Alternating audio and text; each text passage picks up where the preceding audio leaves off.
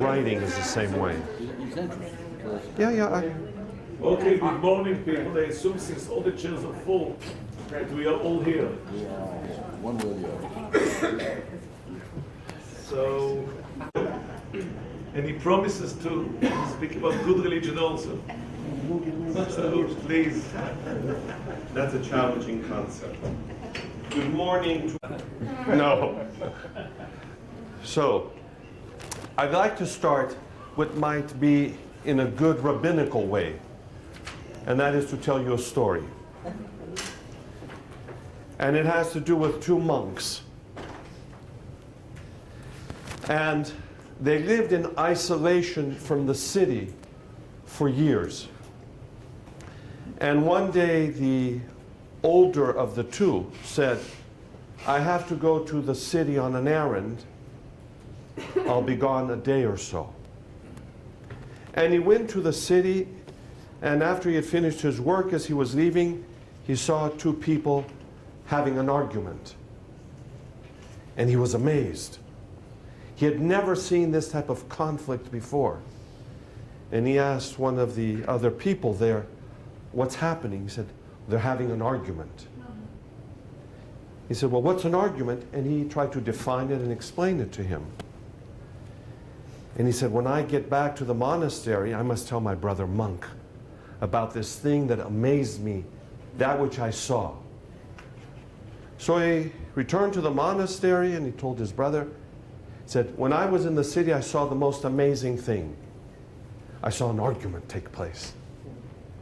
And he said, well, what's an argument? He said, I'll explain. And he tried to explain, and the second monk didn't really get it. And he said to him, I have an idea. Do you see this brick? I'm going to put it between us. And I will say, it is my brick. And then you will say, no, it is my brick. And we'll go back and forth arguing as to whose brick it is. So with that monastic, I'm trying to think of a good adjective to describe that stubbornness of monastics at times. He took the brick and he said, brother, this is my brick. And the second monk looked at him and said, it is if you say so, brother. Now, we laugh and joke about the story, but it tells us many things. And the first is that bricks can build walls. And too often, because of bad religion, we allow bricks to build walls between people and communities and societies. And I would dare say, even a wall between myself and myself. Because I disturb the balance in life. Because a person who is solid must be in balance, at least in the Christian understanding, first with God, with the community, and then with himself or herself. But bricks can also be used for building bridges. And that is what good religion is really about. It is building a bridge and a means of communication. It is a means for allowing for dialogue and real understanding. Because bad religion is often misconception and misunderstanding. I tell my students, be sure you know what the Orthodox Church teaches and not what you think it teaches.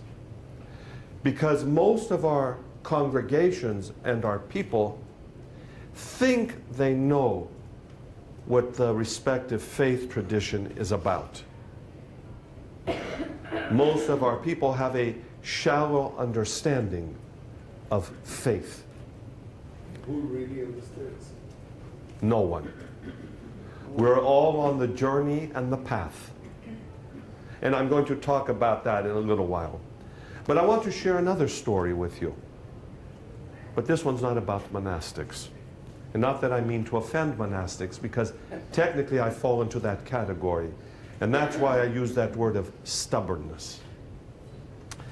There is a well-known hierarch in the Russian Orthodox Church, Metropolitan Hilarion Alfeyev, if you know him or of him. He is chairman of the Department of External Affairs for the Church of Russia. He was invited by the Anglican community to speak at the Nicene Club. And there he spoke to them at Lambeth Palace. And while he began his presentation and thank yous and this and that, and talked about situations and relationships with the Anglican community, he also began to tell them what was wrong with them. The triumphalism of orthodoxy, which is bad religion.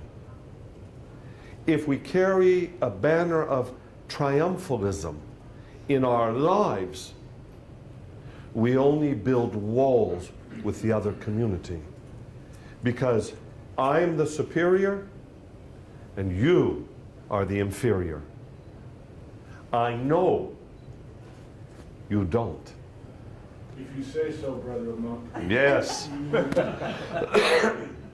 And I have authority. I have knowledge, which is also bad religion. As you know, my ethnic roots are in the Greek world. And we should really know one thing, that we know nothing. And that is very true even in our own religious identities at times. We really don't know who we are before we can speak to the other. This is a gathering and a discussion about multiple truths, realities, I might say, systems of understanding that are shared. And it needs to be in a language of dialogue and not a monologue.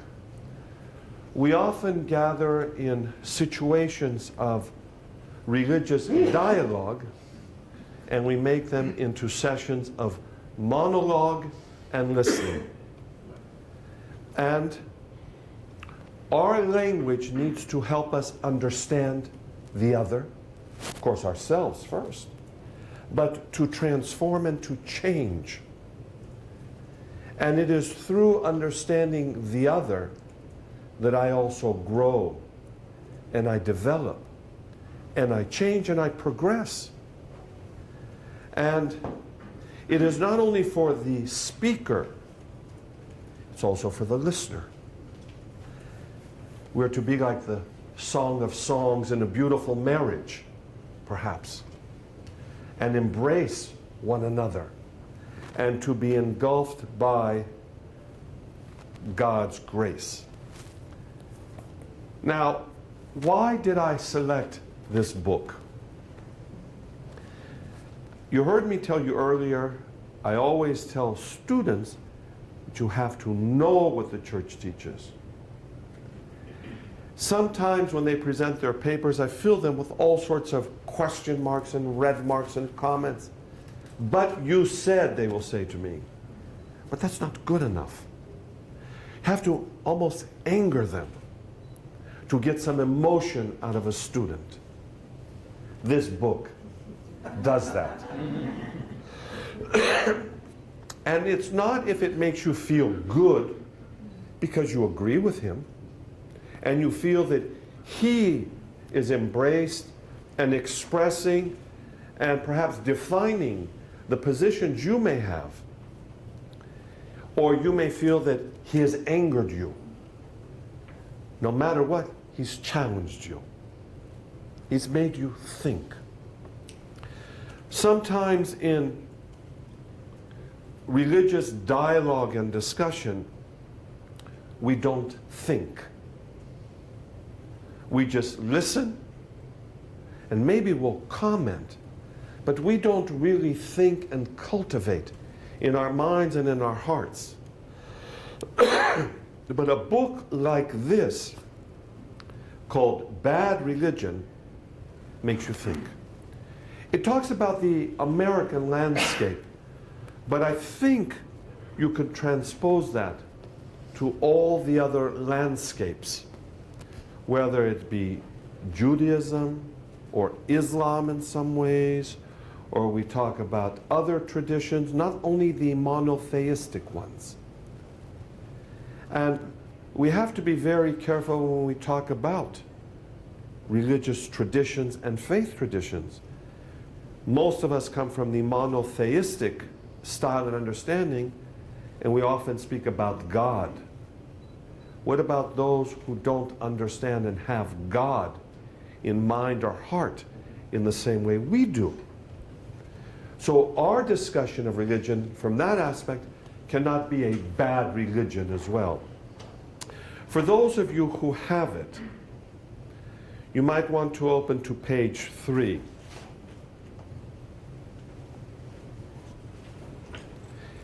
It's quite interesting when he says that the churches with the strongest connection to the Christian past have lost members, money, and authority.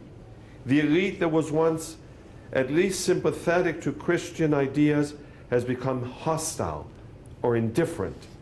And the culture as a whole has turned its back on many of the faith's precepts and demands. The United States remains a deeply religious country, and most Americans are still drawing some water from the Christian well. But a growing number are inventing their own versions of what Christianity means, abandoning the nuances of traditional theology in favor of religions that stroke their egos and indulge or even celebrate their worst impulses. These faiths speak from many pulpits, conservative and liberal, political and pop cultural, traditionally religious and fashionably spiritual, and many of their preachers call themselves Christian or claim a Christian warrant. But they are increasingly offering distortions of traditional Christianity, not the real thing. And this is bad religion. If you want to stop along the way and say something or add, please do so. Shabti, I see you ready to... Yes, wait to explain, because I don't know the equation that says that good religion equals many members, a lot of money, big organized church. It doesn't. I doubt greatly. I think it comes from Middle Ages when the religion was an empire, But I think he's just also painting the landscape and the reality in America, that people are leaving traditional religious traditions. So I won't limit it to Christianity. And it's basically what's good for me. What makes me feel good. We have within Christianity, as you may know, the gospel of prosperity, or the prosperity gospel, which is rather dangerous, at least from an Orthodox understanding. And I can only speak as an Orthodox. I can't speak as a rabbi, or I can't speak as an imam. I can only speak from my own tradition, or even as a Presbyterian minister. But I think that this also tells us of a serious problem, and that is the problem of leadership. That we are suffering a crisis of religious leadership, or of religious leaders, of quality and truth. You know the animal, the mule, correct? What can it not do? It cannot procreate. There was a teacher of mine, Father John Romanidis of blessed memory, who said our priests have become like mules because they cannot procreate and have good spiritual children. It seems that has happened with religious traditions. That serious and the lack of serious teachers has given us a state where we no longer have these types of individuals to give us what we need. For me, we are in a time of religious crisis. And part of that is because we're being offered bad religion. Bad religion for a society where it doesn't matter, we're all the same. Do what you think is good for you and develop and cultivate that. But we also have to realize that we live in a day and time when no religion has a privileged place. We used to live in the time of kingdoms and in the time of empires. We no longer live in that day and time except for the financial empire, the monetary kingdom, the internet ministry. And it's not that the internet is bad, but it is replacing many other things. People don't have to go to church. I'll just watch it on TV today. And when the priest blesses and says, "Peace be with you," I'll just bow like everybody does in the church. Please. Just clarification. When you say no religion has a privileged place, you're now in the world, you're not in the U.S. Correct. Okay. And even in the U.S. And even in the U.S. The reason I stopped on that point Uh-huh. is because of the research surrounding social privilege around Christianity.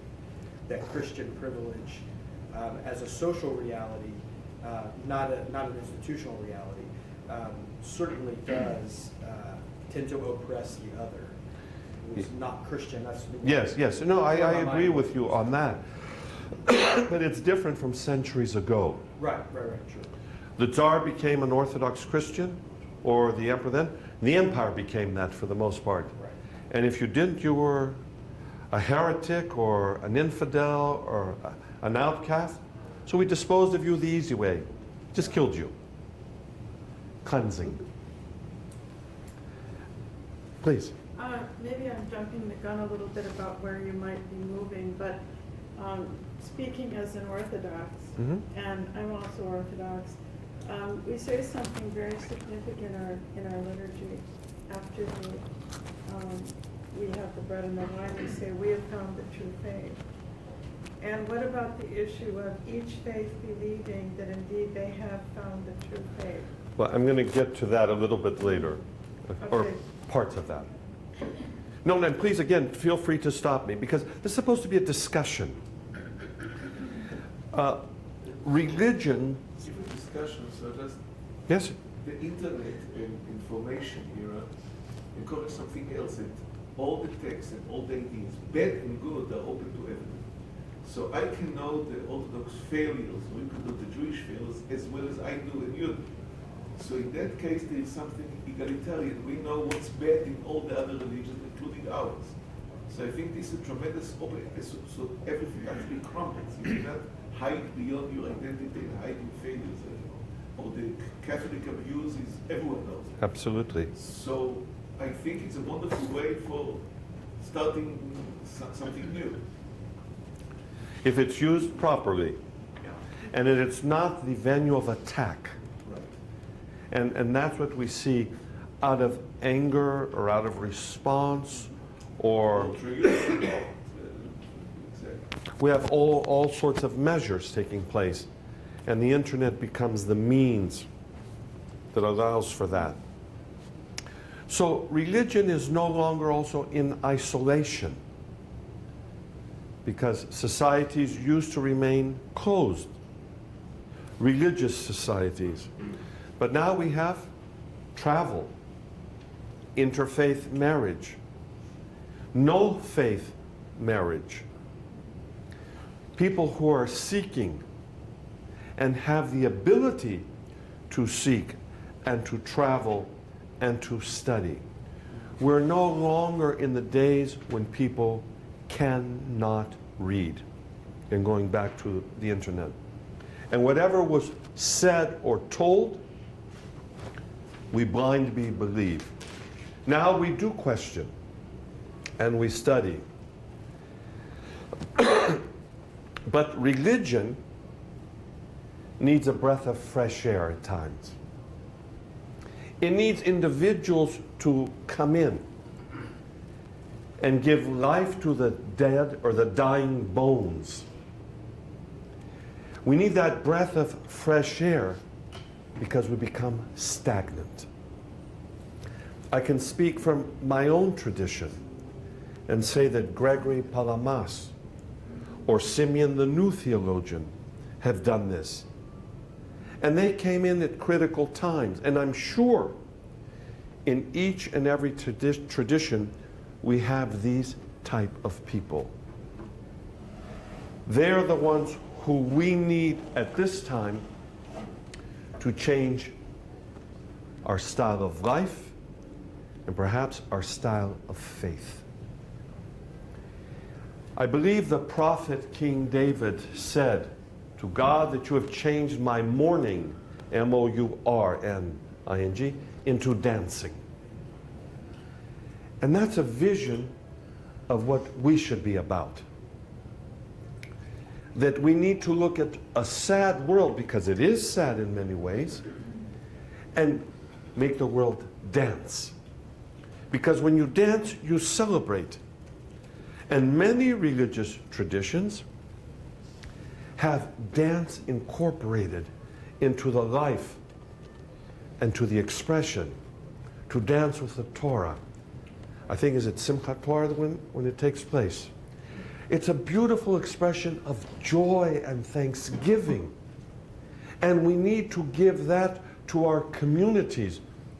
Maybe not to physically dance, which is not so bad because it's a gift from God. But it changes our mindset and our expression of life. So I know that you're going this direction. I just want you to clarify a little bit. We're talking about the difference between bad religion, which is in some ways religion people just take and try to make themselves feel good with it, and they just want to make themselves feel better, not really thinking about maybe principles or other things. And then we're talking about making joy and dancing. Say dancing with the Torah. How do we know when we're making joy in the right way, religious content? How do we know when we're dancing with the Torah versus just pleasing ourselves? Well, that's where you need, I'll throw it out now. Yeah. That's where you need the elder, the leader, the guide, the director, who helps you look objectively at things and not subjectively. It was a little bit later, but I'll toss that out now. And that's what we need to, again, going to the idea of real religious leaders who help us see things objectively, not the way I want, not the way I need. As I said earlier, it's about me. And we often have that idea. So I think that sort of is one of the ways of judging that or understanding that. I don't know if I answered the question. But then we also need people coming in from the outside to make sure that the leaders stay, I'm sure the objective is the word, but that they stay kind of Well, it becomes a check and balance interests system. of the community rather than themselves, yeah. It becomes a check and balance system. That's the mystical marriage, though. And the lower and also the elders in order to be balancing each other. Make sure they don't go too far astray and make sure they don't get stale at the same time, something in the middle. Shapti, were you going to say something? No. You're saving it, it's okay. Is there one answer when you say that religion, it's problematic to say that it's about me? Is there one answer of what religion is about? It's about truth. Truth, but... Could you elaborate? Well, of course, you look at it in... I'll speak as a Christian. There's only one way to define truth. Jesus Christ. If you look at it as a Christian, I am the way and the truth. The councils of the church never try to define truth. only to defend it. And that's where it becomes very difficult and sticky in some ways. Well, define, give me an explanation. And I'm looking at it and understanding it in that context. But I think the time has come for us to look at moving from bad religion to good religion. And that's where a nice little book like this helps at times. Not that it has the answers, Seeds of the Word, Orthodox Thinking on Other Religions. And I think that that would be a wonderful task maybe for this group. Because what do we really know about each other's tradition? What do we really know about the understanding of the other's tradition? Not as how I see his or her tradition, how he or she sees the tradition which they belong to and love. And it's quite interesting and maybe timely that on the cover there's a pomegranate with many seeds, like multiple truths which can be shared and expressed. I'd like to read a brief portion. Orthodox Christians admit truth in other faiths. The rejection of revelation does not mean everything in the other's faith. Indeed, the earliest Christian apologists taught that the word logos of God, identified by Christians with Jesus Christ, is accessible in seed form in non-Christian and pre-Christian faiths and philosophies. Truth is truth, wherever it is found.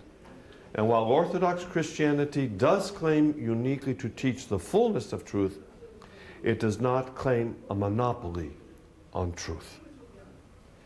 Too often in our understanding of bad religion and the use of bad religion, we claim monopoly of truth, as if it is a personal possession. And truth may be shared and may be understood. On that basis, Orthodox Christians are open to mutual learning and mutual transformation. This step may sound radical, but once we admit that the truth exists outside our own faith, especially if we say that everything that is true because it reflects Jesus Christ, who is the truth, then we must be open to the ways in which God's truth has been found even in faiths that do not share our belief in Christ. In the good understanding of religion and good religion, we have to accept those principles.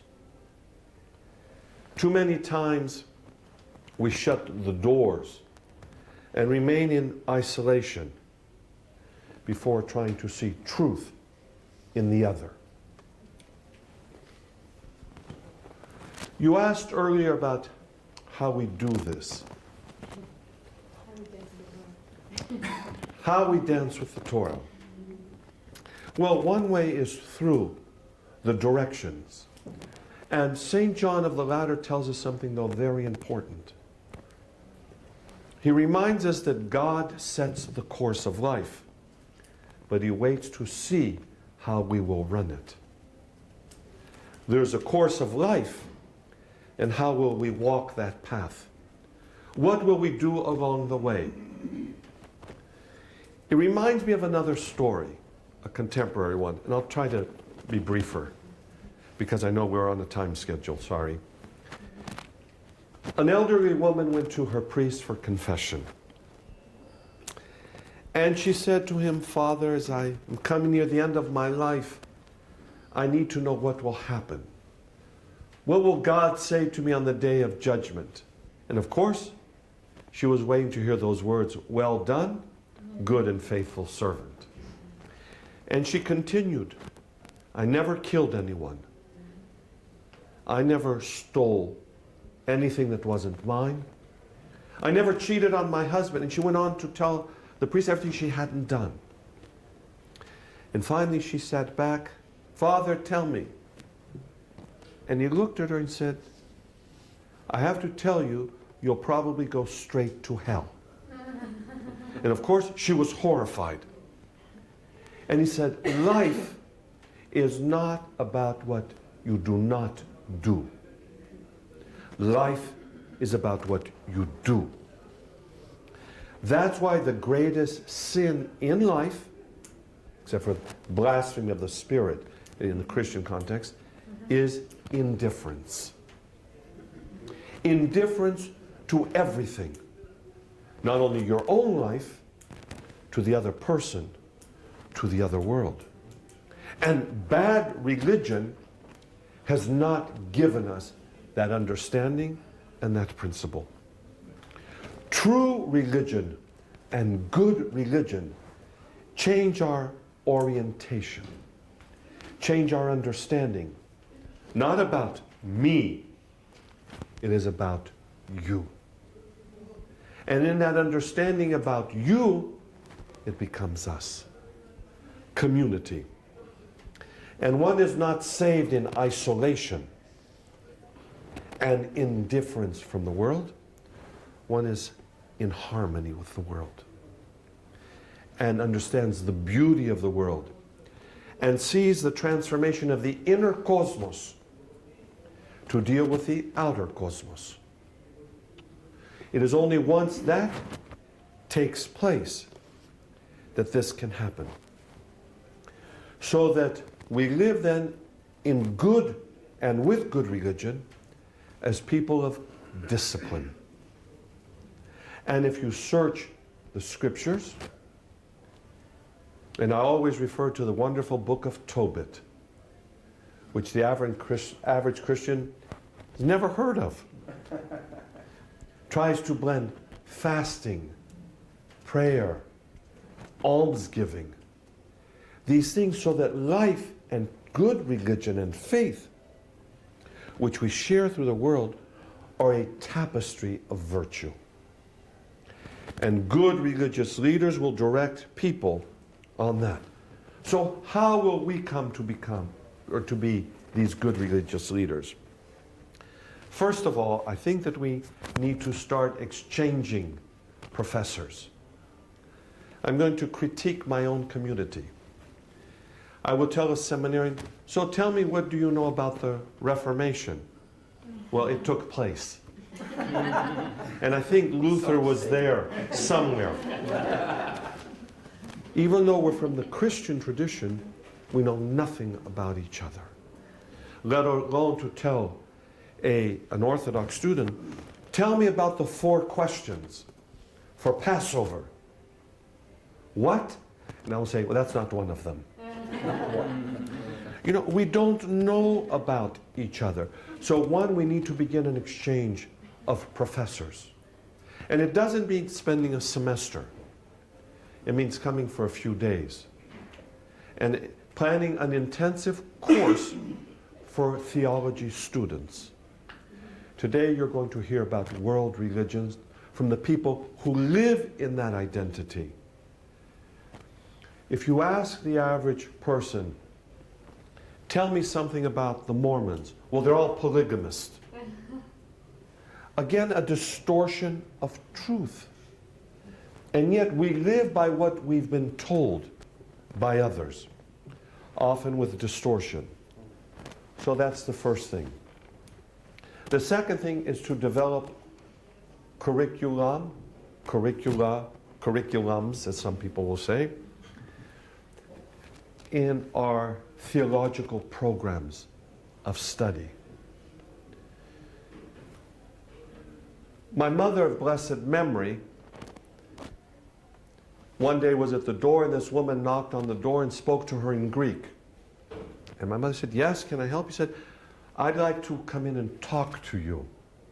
And she was, of course, holding the Watchtower magazine and some other things, the Jehovah's Witnesses. My mother closed the door. That's what the average person does when he or she is challenged by the other religiously. because we cannot respond to the questions. So in our educational programs, and it's not to criticize the Jehovah's Witnesses, we need to know what these people believe, why we're different, why they are complete, incomplete, what may be superfluous or whatever. The other thing is that we need to publish perhaps a book like this. Orthodox Thinking on Other Religions. And make our seminarians study it. So that when we come to teach and to share what knowledge we may have or we might hold, they have a tool. We need to give people tools to work with.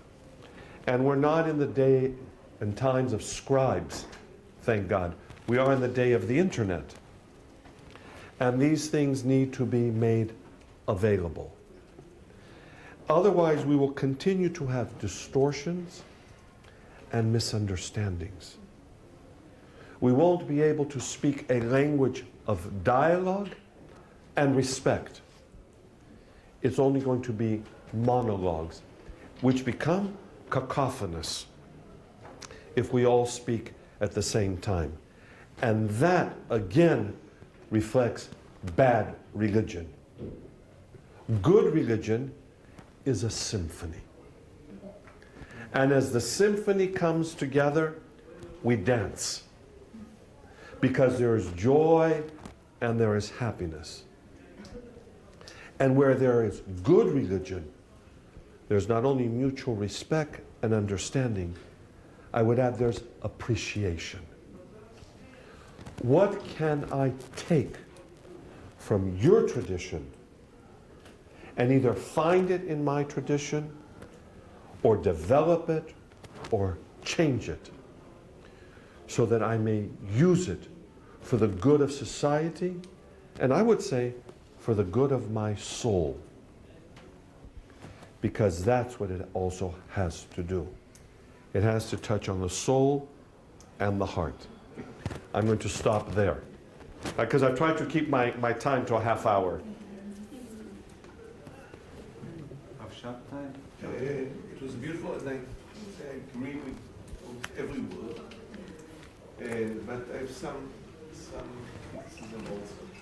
You spoke about the mule, and the mule was selected or created because it has many advantages. As they say, it seems like a good idea at the time. It's strong, it's powerful, it can go places it cannot procreate. And many ideas like this, many changes are like this. They seem a good idea at the time, wonderful, they attract people, they generate big crowds of believers, and then afterwards they die out. But as I said, there was a reason for developing the mule. And this is one danger. And the second danger is that of the tradition. Some people German Jews were very particular about their traditions, about their customs. And one of them said that the word tradition or custom is minhag in Hebrew. It's mem nun he gimel, and these are the same letters of Gehinom of hell. And the customs can be hell, meaning if you follow customs, if you are directed to follow tradition, and especially if you believe that what was wonderful, that the previous day, King Solomon says, don't say that the former days were better than now, because it's not wise to ask for that. So it's true. I don't think the tradition is all truth, is all beautiful, and bad religion started now when the tradition was wonderful. I think bad religion is very deeply rooted in our tradition. And that is why we should, when you spoke about the open-mindedness to each other and caring about each other, I agree 100%. But we should also, I think, review not only the traditions that others' traditions, and try to see what was isolatory in them or not cause them, and bad things happen with good things. This is the nature of the world since Adam and since we don't believe in the original sin, but since the sin of Adam in paradise, we have to try to distill. We have a big work of distillation to do, and this is critical. It's not always happy. Many times it hurts, and it's an effort. So I think that's why what you said is actually was my idea yesterday about the texts. We should always be able to go back to the text and skip the tradition. You know, go and skip 1,000 years back and see the text, and then come back to the tradition and review the tradition again. I think this is this will facilitate the idea that you brought up. I wanted to quote a friend of mine who says something very important. People become very religious of their culture, Right. and cultural about their religion. Yes. And I think that's a danger at times. Exactly. Yeah, thank you for a beautiful sharing this morning. Lots of points to think on.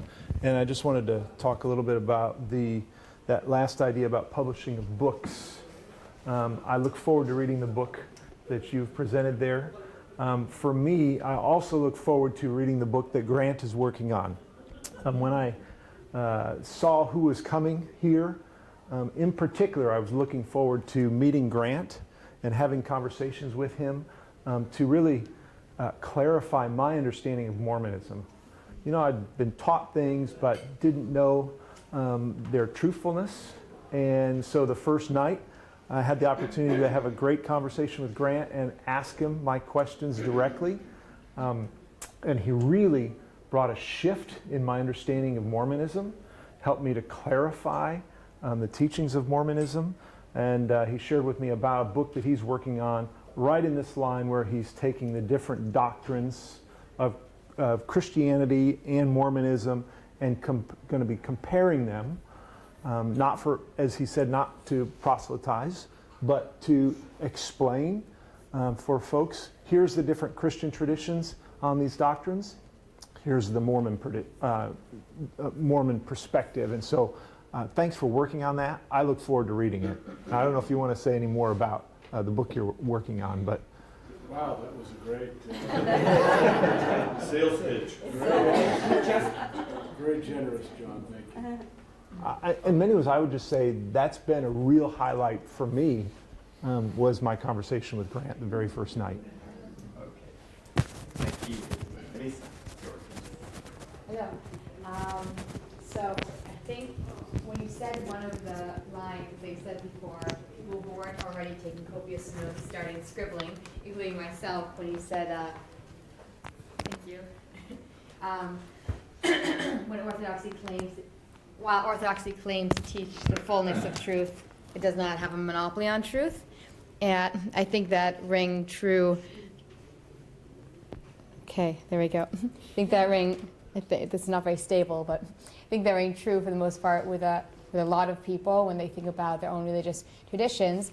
But there's also kind of a sticky point there that I was wondering they could touch upon that I think a lot of people probably thought about, is that people who don't belong to the faith tradition or don't believe in the principles, or say believe in Jesus or believe in the Torah or believe in other principles of faith, might not have access to the fullness of truth. And that's a question I wanted to ask about, the idea that there is somehow a truth that is available through a certain way, and I'm not criticizing it, but I'm just wondering, how do we deal with that, the idea that there is a truth that's available, let's say, from a Christian tradition through Jesus, that is not available without him, even though there are elements of truth that are available in other traditions. And how would you approach that, either from a perspective of good religion or orthodoxy or both, or anybody else? I think you answered your own question. Same question I have. Okay. I think you basically answered your own question. Oh, good. What I say? You really did answer your own question.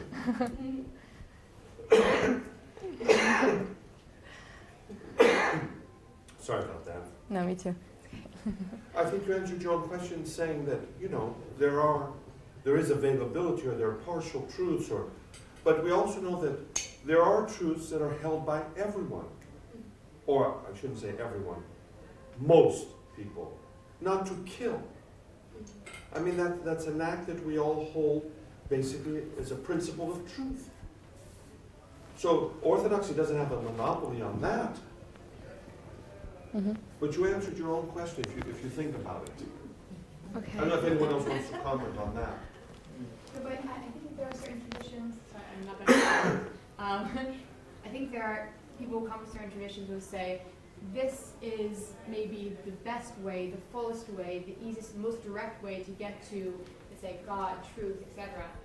But it's technically accessible to all. It's kind of a theological point. Versus the idea that there is something that is inherently missing if you don't have certain principles or believe in certain things.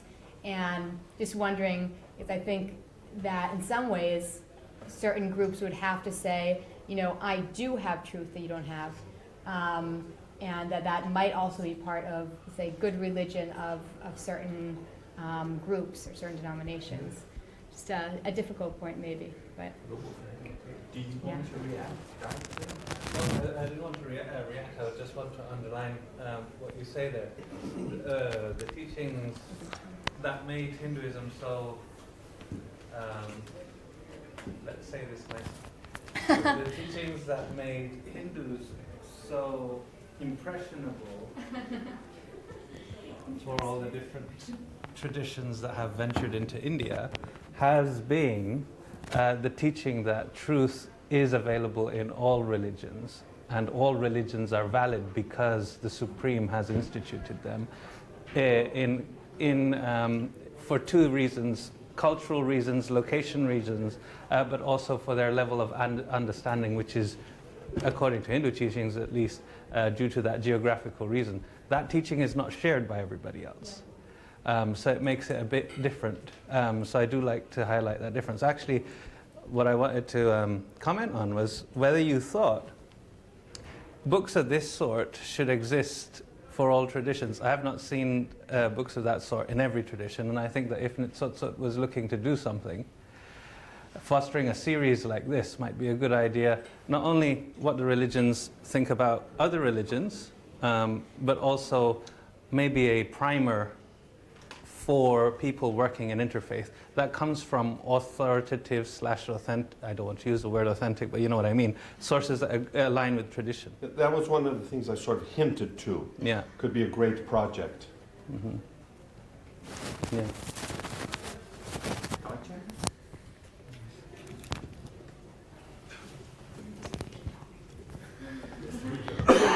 We need to.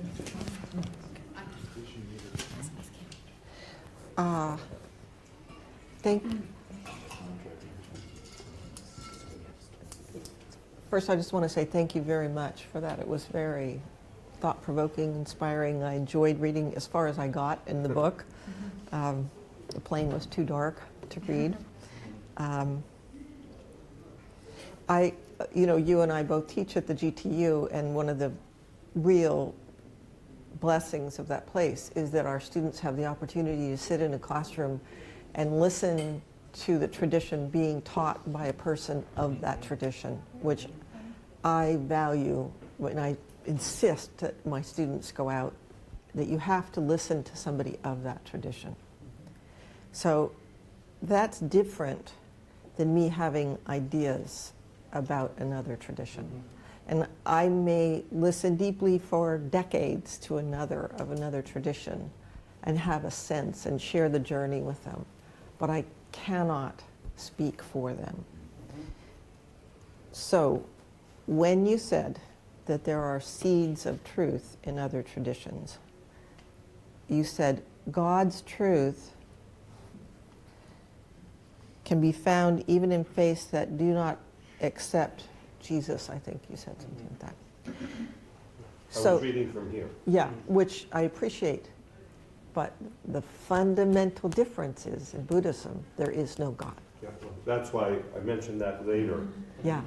So this is such a profoundly different worldview. It's so deep, and it's so misunderstood. And I'll talk a little bit about this tomorrow.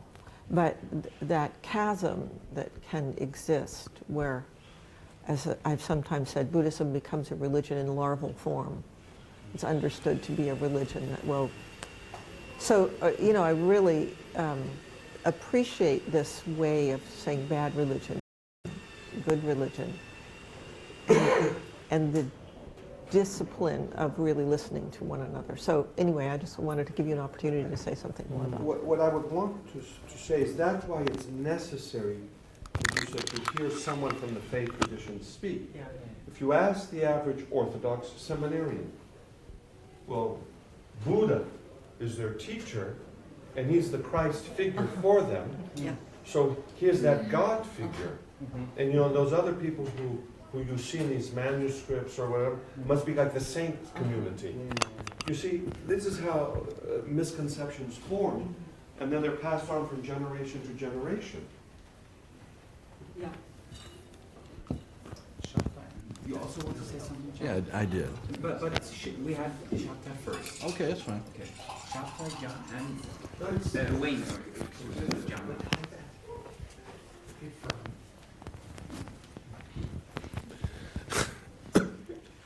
What you just said, I think, emphasizes what's wrong with tradition. Because tradition has many misconceptions from the time that we knew very little about each other.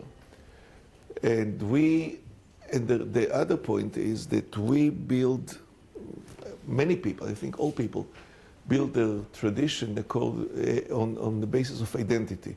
It is my tradition, not your tradition. What is the difference between my tradition and your tradition? And I have to emphasize it time and again. I think this is the basis of there will be, no people will be able to get out of it if they don't let go. Let go of what I think about you, and then I'll be able to rethink about myself. The idea of writing books, writing like primers or teaching religion, that a religious person will teach the religion, it's all very well. The thing is, what will make religion relevant? And not in a way that is fashionable or good for the time, but something that is true. Because we can make religion relevant in a way that is, even we know it's a bit false. We pretend that it is something that it is not, that it always brings happiness, that you dance the whole time. I'm not against dancing, but it's always dance, it's always happiness, never guilt feeling, never a problem. So you can encourage people, you can do some very good missionary work this way, but it's false. So if there is God or there is no God, but if there is God, he wants the truth, not falsehood. So I don't think we should use false ways and false measures to make religion relevant. We should make it true, and we should see the difficulties. And a good friend of mine, who is a very, very, very ultra-Orthodox rabbi, he lives in Cleveland. He asked people in the internet, do you believe in God? He said, yes, sure. I mean, all ultra-Orthodox people. And he asked him, so what is God, in your opinion? And no one could answer. Really, no one could answer. And they could answer about God, what God does, but no one. So they said, it's an old philosophical question, but he didn't ask philosophers, he asked people. So I think that we should understand a religion again from bottom up, meaning we cannot, if we start philosophizing about God and then we go down, we'll never we'll get stuck on the clouds. We'll never go down. And I think we should do it from the bottom up.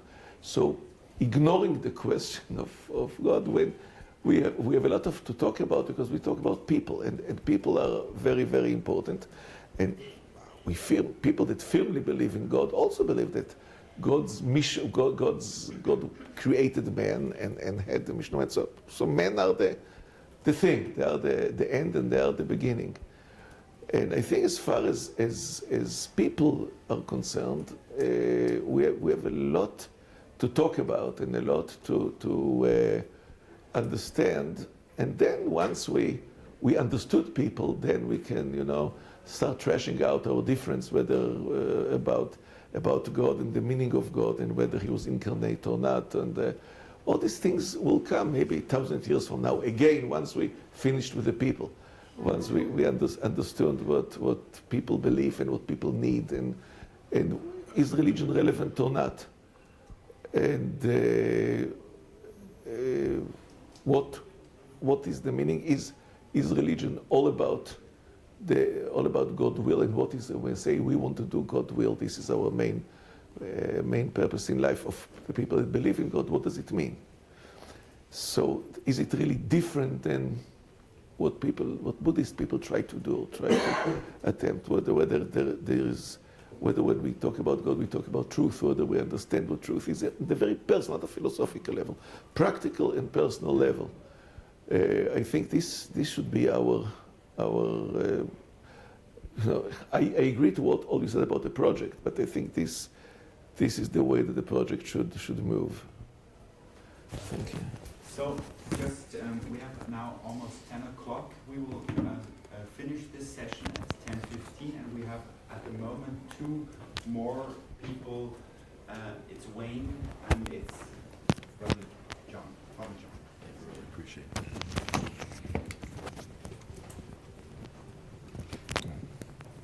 This is not easy, I don't think. Trying to figure out how to do this. Is that okay? All right. This has been a fascinating discussion this morning, and I listened to some of the things that from the book Bad Religion. I watched that video that you suggested and worked through the book some. Even though I'm the one that yesterday, I guess it was, talked about, I think, the importance of truth and objective truth. At the same time, I think it's important that we have listened to each other.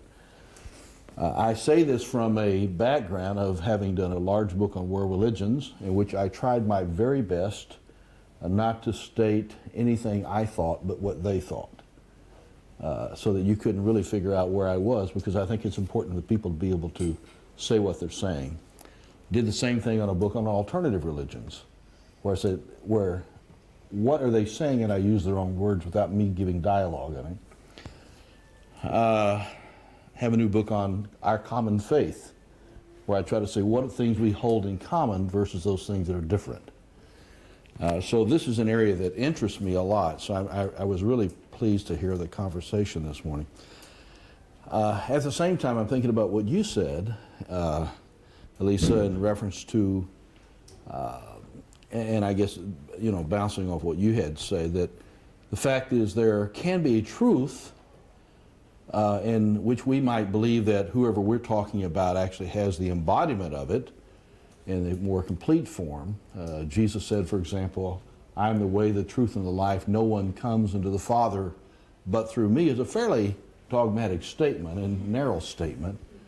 On the other hand, Jesus recognized that in his own context there were individuals that also had truth. Jesus identified him pretty well as a Pharisee rather than something else, and yet he was able to move into the community. He worked with a woman at the well, which is unusual for a man to do that, and had an interesting conversation with her, and was willing to hear her out. At the same time, he said, we Jews have the right view, versus what the Samaritans had to say. I think about the Apostle Paul, his way in which he dealt with the philosophers at Athens. He didn't come in and slam them. He said, I understand you.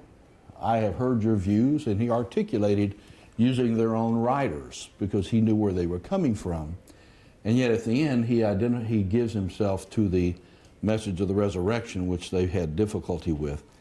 So I think some really healthy statements have been made today for me. And the fact that we can hold a view very specifically, at the same time the importance of listening to alternatives that people have to offer from their own tradition and the nature of truth as they view it. And so the camaraderie of this meeting has been helpful for me. And so, and particularly I think your presentation today, it was very, very helpful. So I guess that's all I have to say. Great, thank you. So, John, if you I think how to get this thing off. Yeah, the fullness Where is it? Nations over my lifetime, and all of them, I think, had some claim about the fullness of truth. And I think when I moved from any one to another, if it meant renouncing what I formerly believed, I never would have moved. I couldn't have done that. And it's interesting that if you look at the rites of reception in the 21st century, they look markedly different from the rites of reception back in the beginning of the 20th century when, in fact, if you moved into the Roman Catholic Church, you pretty much had to renounce everything that you formerly believed. And I've seen some of the kinds of questions that were asked of people in the old rites of reception in the Orthodox Church.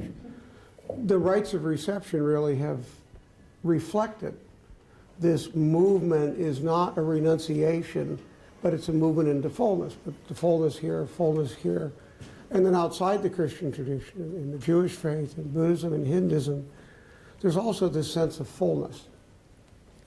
And it seems to me, and maybe Kierkegaard's a little bit helpful here, there's something we hold with sort of a subjective certainty, but it's not just a subjective certainty. I mean, the certainty with which I hold my faith is embedded in the church and the history of the church and the witness of the martyrs and the witness of the saints and the witness of the apostles. It's just not my witness. And I think that's the same in the Jewish tradition. The faith that you have is a faith that goes back millennia, and it's based on the witness of the prophets and so forth. It's never just private. There's a social epistemology in all of our traditions that sustains all of us. And I suspect that while on the one hand, I hope there are my belief in Christianity, which I have as a priest, especially when I stand at the altar and celebrate the Eucharist, on the basis of which I distribute the consecrated gifts to the faithful. I hope if I was challenged on that to renounce it, I'd be willing to die for it. And if I ever get to the point where I had to cross my fingers behind my back, I'd have to walk off the altar. It would be an act of fundamental deception. Could I be mistaken about the whole thing? Subjectively? Yeah, I could be mistaken about the whole thing subjectively. I'm not so prepared to say that what my experience is the fullness of truth, and I look around the world and I see people who have very good arguments for saying, you know, the mind's nothing but the brain. That's all there is. I look in the Hindu tradition or in the Buddhist tradition, and there's not this acceptance of which I think I would be willing to die for. At one level, I want to say, you have a share in the truth, there's a fullness here. But on the other hand, I want to say, but part of my acceptance of your having a full share in the truth is that you don't accept what I claim to be the fullness of truth in my tradition. And part of that skepsis, I think, that belongs to us as human beings, going back to Socrates, and you mentioned that at the beginning, is a way of saying, you're right. It's possible I'm mistaken. But I'm not going to be threatened by that. This is what it is. It's something if you're invited to accept it. I'm not going to accept what you have. I'm not at that point. But at that some point, and I don't think it's just agree to disagree. It's an exception. It's a willingness to accept the experience culturally, socially, and historically out of which people find their ways that allows them or prompts them to have certain beliefs and certain commitments, that moves them away from keeping certain commitments. And like it or not, it's not my business to judge. I think Father John Matusiak was asked the same kind of question. He had this wonderful answer. He said, you know, at the end, in the judgment, there's this conversation that God's going to have with each individual person. And it's in that individual person, whether or not they believe in Christ or not, it's in that conversation that there will be the element of judgment. It's not your business to judge what's going on there. So I really appreciated what you said. No, I agree. Well said. So this seems to me a perfect end for this session. Alyssa, you want to make some announcements concerning our part two? Small things, and Rav Shabtai, I really want to add something. Possible that I'm going to miss something, or tomorrow. We have a lot of people who know lots of pieces of information. One I just want to say, obviously I said yesterday, make sure you have your good walking shoes and your good walking legs, and our hats or something to put on your head. Make sure that you bring those. If you haven't, we have time to go back up to our room. And you can bring, a thermos or water bottle or something, but we do have water that we can give to you too. It also nippy, so yeah, so it's a little bit cooler. Yeah, right. It's a little bit cooler in Jerusalem. So you want to bring a sweater, a jacket. In the evening, yes, it is colder in the evening. So bring things that are warmer. If you have a hat or scarf or anything like that.